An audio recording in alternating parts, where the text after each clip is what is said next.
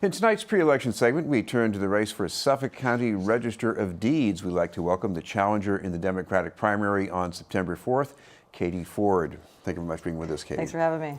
For viewers who haven't been thinking about this lately, what does the Registry of Deeds do? Right, so the Register of Deeds has historically been a figurehead position. In the late 90s, the Secretary of State's office took over the registry and essentially runs the day-to-day operations of the office. So the actual register doesn't really have a solid definition of what they're supposed to do. So technically, I guess it's the office that holds your property records, but I am running because I think that you can do a lot more with this office. Well, one of the things you'd like to do something about is the racial wealth gap. That sounds like a tall order for a Register of Deeds. It is, but I think that in order for us to have good government at all levels, you have to connect the dots of all the government offices. So when you look at the racial wealth gap, which was news to some people when the Globe did a story a few months ago on how the typical black family in Massachusetts has an $8 net worth and a white family has a $250,000 net worth, that's home ownership. That's the difference right there. Suffolk County has the lowest rate of home ownership in the whole state. And I just think that if you start connecting the dots of government, figuring out what neighborhoods we can go to help promote home ownership in any way that we can, what offices can we connect people with in order to get them into loans that are backed by the state or backed by other nonprofit organizations to get folks into homes. So that's one way we can tackle the racial wealth gap. I can't solve that problem alone, but I definitely want to, one, acknowledge that it's a big problem, and two, let people know that homeownership is a big way that we can address that issue. Well, a more sinister way to look at the registry is that it archives a lot of bad decisions made by property owners. Right.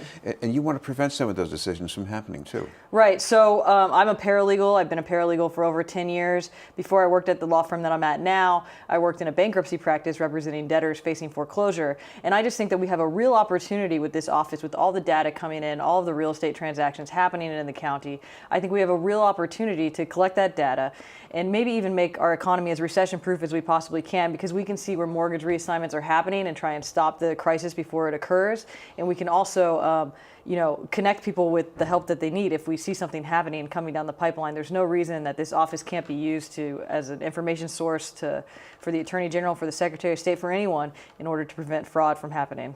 Well, you have a lot of people in Boston maybe who've owned homes for a long time. They're getting on in years. They want to have it fixed. They might think about refinancing. What can you do for people like that? Sure. So what I really want to do, and I said this last time when I ran, is I want to have a lawyer for a day program. I want to have lawyers come in.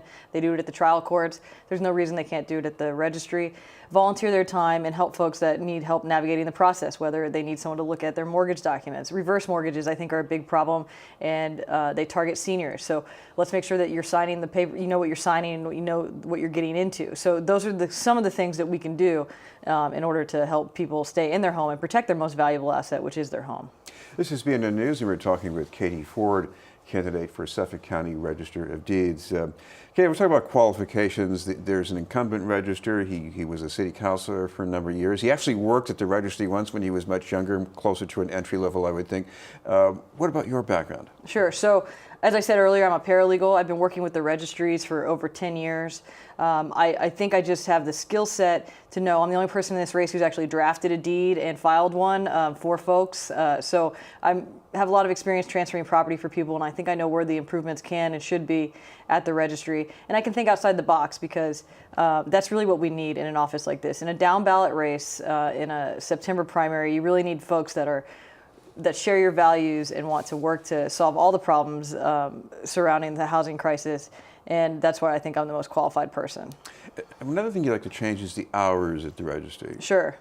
So not really technically the hours, just the recording hours. Right now you can do research there till 4:45, so why not be able to record your documents until 4:45, which sounds kind of weird, but I think it's a good practical change that can help, because the probate court that's upstairs, where people will be awarded a house in a will dispute, that closes at 4:30. They should be able to go down to the registry on the same day instead of having to come back and file their paperwork if they had to wait till 4:30 to get it. So just simple tweaks like that.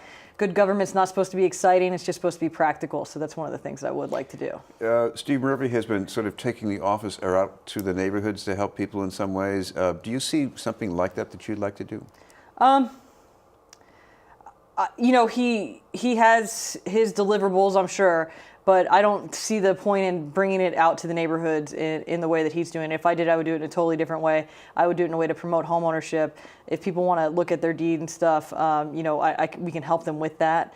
But I just don't understand what the point of his program is yet. I've been trying to figure that out for a while. And you mentioned promoting programs, including city programs, I Right. imagine, too. Right. So one of the big things I've been working on with my city councilor, Matt O'Malley, who supports me in this race, is I'm really trying to update property tax exemptions. I think that these are things that should move with you from house to house. It'll make Suffolk County more affordable. So those are some of the things that we can do. I also want to work with. I want to have a veterans liaison. I think that with the data coming into the registry, we can see who's had a VA loan. My husband's a veteran. We had a VA loan at one point, and I think we can take that data, make sure that those veterans who have that loan, who own a home in Suffolk County, have also been connected with all the other resources that they might qualify for. And other benefits from all the different state offices. So again, just someone who's connecting all the dots of all the different offices, and I want to be the person that helps connect those dots. Of course, the way the registry usually comes outside of the office is through the internet. Right. It seems their website's at least a little more functional nowadays. Would you like to do something more with it? Sure. So the website for the registry is masslandrecords.com. I honestly, because I've been working with registries across the state for over 10 years, I think Suffolk has one of the better websites. So I do think, though, that what we need to do is be connecting the dots again of government. So if you have an LLC that owns a property, a lot of these developments are owned by LLCs. All of that falls under the Secretary of State's office, what the Registry of Deeds is under. You should just be able to click on that LLC from the registry website and see who the officers of that LLC is. So there's more transparency. Like a lot of candidates, you've gotten some endorsements. Is there anything in particular you want people to know about and why it's important? Sure. So normally, I'm not a big fan of endorsements. I'm obviously honored to have some of the endorsements that we got. When I ran in 2016, I was endorsed by the Boston Globe and the Boston Herald, and I was really proud to have those endorsements. This time around, one of the first endorsements that I received was from Run for Something, which is an organization that was started by Hillary Clinton's group, Onward Together. They try and get folks under 40 elected to down ballot offices. So I think that's a very important thing to point out. If we're going to build a bench as a party, because this is a primary, we definitely need younger folks in those offices to build that bench. Additionally, last week I was endorsed by our Attorney General, Maura Healey. So if you don't, buy anything that I'm saying, just listen to what Maura says. Maura is a big supporter of mine, and I'm a big supporter of hers. I'm really honored to have her endorsement, and I'm really honored to be a partner in government with her when I get elected. Thank you very much for being with us. Thanks. Katie Forde, candidate for Suffolk County Register of Deeds in the primary election on September 4th.